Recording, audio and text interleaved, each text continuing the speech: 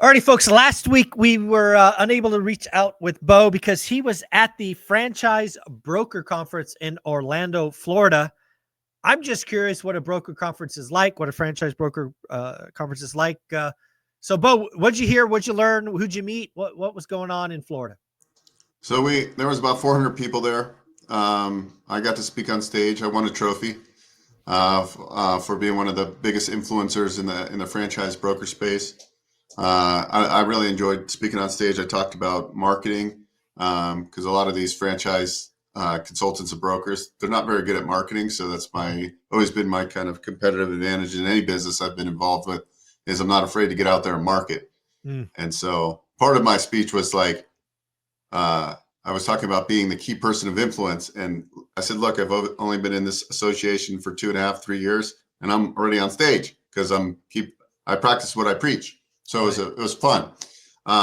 There was over 70 franchisors there. So as franchise brokers, consultants, we spend our time learning about the different business models. There's a lot of new emerging business models.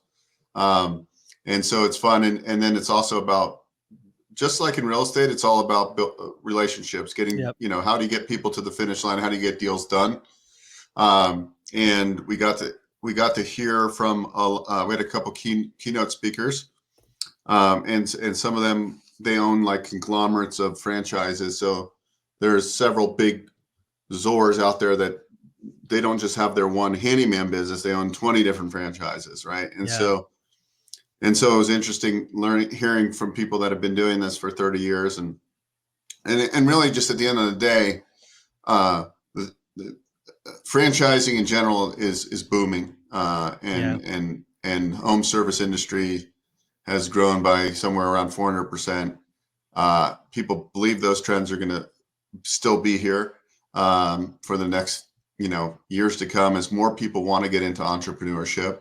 The vending company we work with a lot, they were there. I met the CEO in person. I've only known him on LinkedIn. And so just getting to meet the people and really understanding, then you spend your time understanding the business models more. That's what we do when I have downtime. We have Zoom meetings almost every day on new concepts because we have such a big inventory of franchising. Most people think that franchising is all food stuff, right? I don't know if you just saw the news on Blackstone about what they just acquired. Yeah, Jersey Mike's for like $7 billion or $8 billion, crazy number. $8 billion, yeah. $8 billion for Jersey Mike's. It's a sandwich shop, right?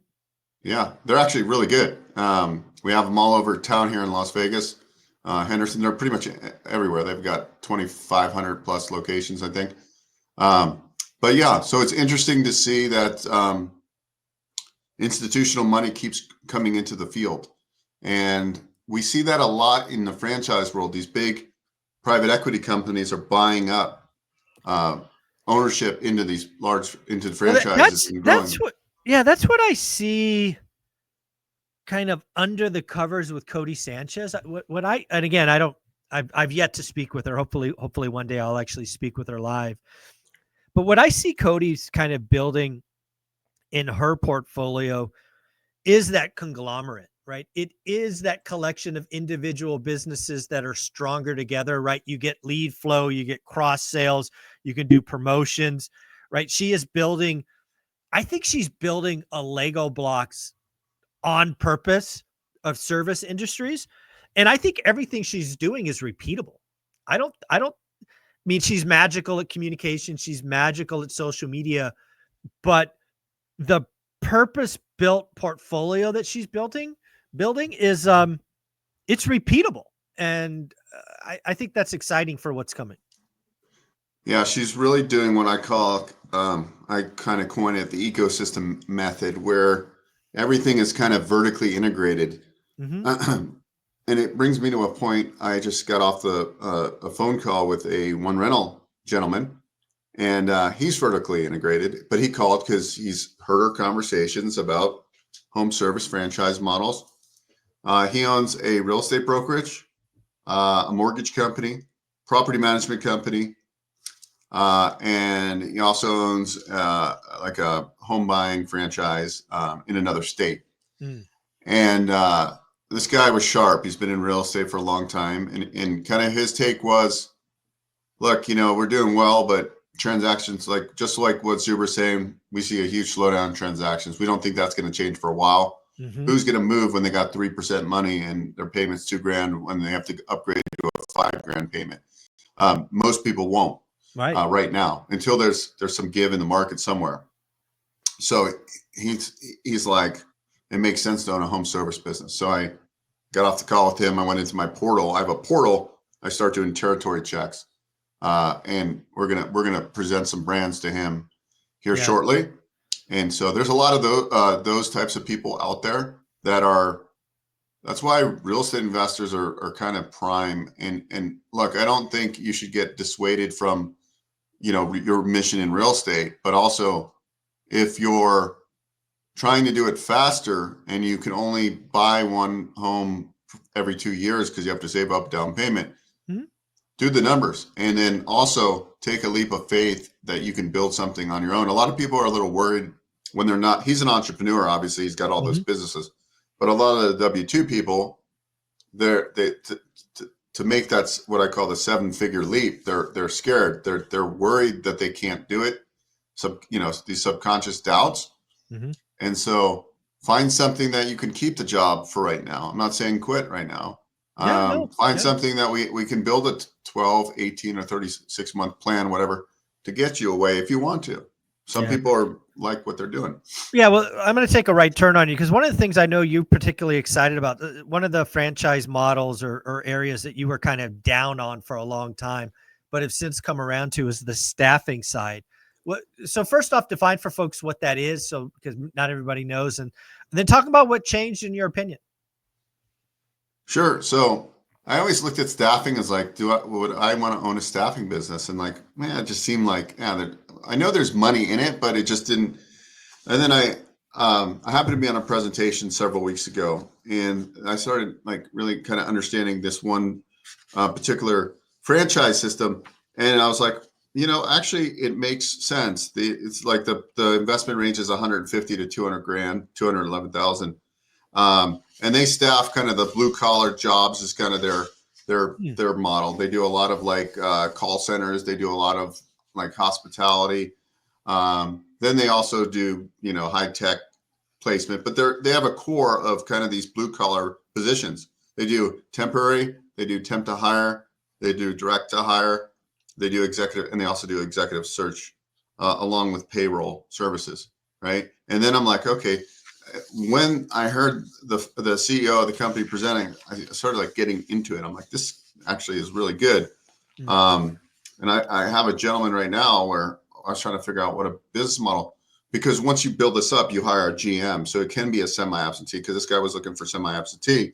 Obviously, I tell him, look, the work's up front, but then it can be semi.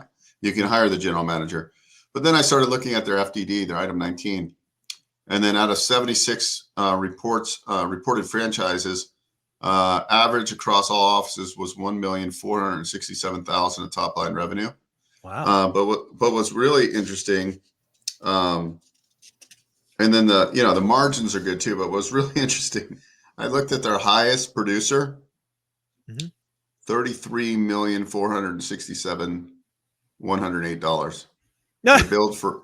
Wow. Gross profits $14,229,000, and I'm like, man, like that's more than $1 million a month. Yeah, check this out. Years of operation between 1 to 3. They have 19 offices that are reported on this.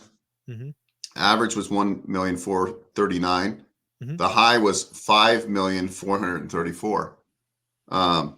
Obviously, there's some low that are low because those are not performers, but offices that have been there was 12 offices that were between 3 and 5 years of operations. Average was $2,153,000. High was $5,345,000. Wow. And then 5+ years, which was 45 offices. Average was $4,444,000. High was $33,467,000. Wow. So if you're talking margins of whatever 20, 25. You guys have to dig. These are earnings claims you guys dig into when you look at franchises, the stuff you do. But point is that it made staffing really sexy to me. Yeah. Because it makes total sense. Low startup costs.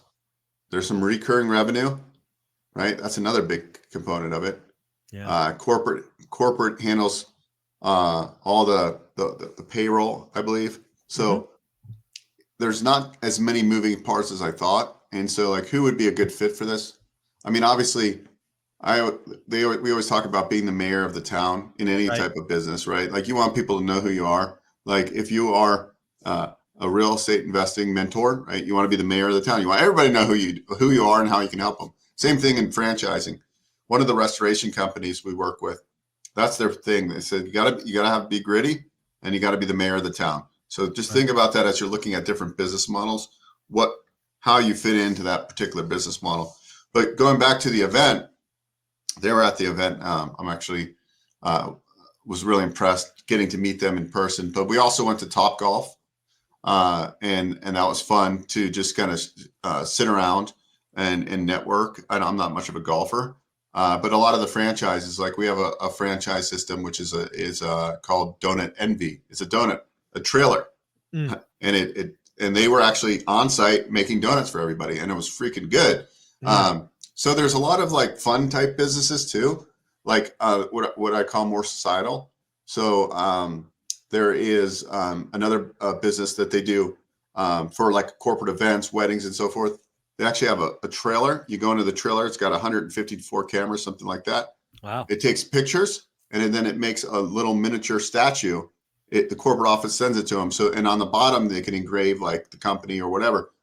And you're thinking these average ticket price is like $180. So every time you go in, these things can make money, right? And then there was another emerging franchise, which I think would be awesome in Vegas.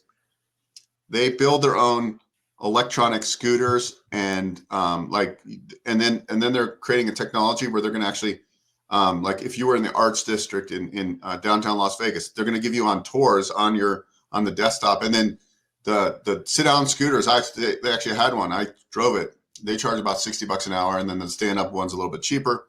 But they only have 3 corporate locations right now. But see, like there's all these different models, so there's not one size fits all. There are businesses that are more about, family. Like if you have a child, the vending would be a good thing to get them in because it's a very simplistic business. So it's really a good thing to go out and just like when we have the one rental event. Yep. Right. Like you go because, are you going to learn something? Of course, but you're going to get to network, you're going to meet people, and you're going to solidify relationships. Yeah. The one rental at a time meeting is coming February 15th, 16th, second annual event. Hopefully you're going to get 400 or so people there to celebrate, network, all of that. But we are heading into the end of the year. Lots of people are making plans for 2025. If your plans happen to be thinking about a franchise, maybe buying a small business, I strongly suggest you reach out to the concierge of small business lending, Bo. You can do that at a website he created just for this group. It is onerentalmeeting.com. Folks, it is near the end of the year. It is time to make plans and get ready for 25. I think having a conversation with Bo is something you want to do. Bo, closing thoughts? No, just, I'm looking forward to 2025. I'm excited. I know there's going to be huge opportunities for all of us that take action. And so that's what I'm doing. I'm taking action. And I'm sure there's going to be some sort of business started or business acquisition or franchise on my behalf this coming year. So we'll film those and we'll walk people through the success as we do it. Thank you, buddy. Take care. Thanks.